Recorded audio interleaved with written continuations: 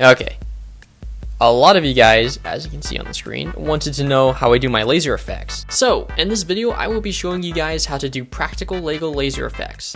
Originally, I was going to make a tutorial video covering everything I did in my animations, but I felt like my practical lasers deserved an entire video dedicated to itself. But anyways, I've always been an advocate for all practical use in LEGO stop motion, and for the past years that I've been animating, I believe I have mastered the technique that best suits me.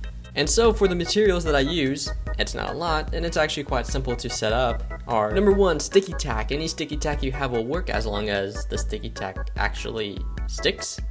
Number 2, a color transparent LEGO pole piece. It can be any color you have as long as it's transparent. And if you have a transparent stud with a hole in the middle, I like to connect that to the pole. Then you would get a little bit of sticky tack and place that inside the stud. That way you can easily stick it to the blaster.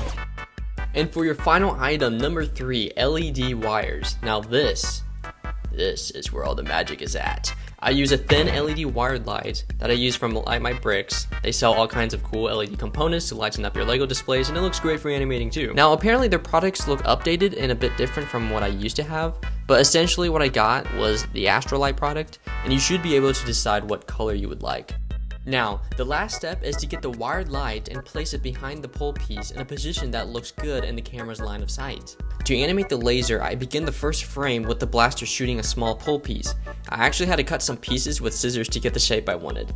And as you're animating each frame with the laser, make sure you hide the wire as best as possible, whether it's behind an object or you're masking it. Then the second frame is the laser traveling in mid-air. You can have a rig or you can build a rig to hold that in place, and then you can mask that rig out of the way. And finally, in the third frame, the laser cuts off to the edge of the screen. Now, you don't always have to animate the second frame depending on how big of a gap you have in your shot, but I usually skip from frame 1 to frame 3 and let the brain fill in the gaps. And yeah, that's how I animate my practical lasers.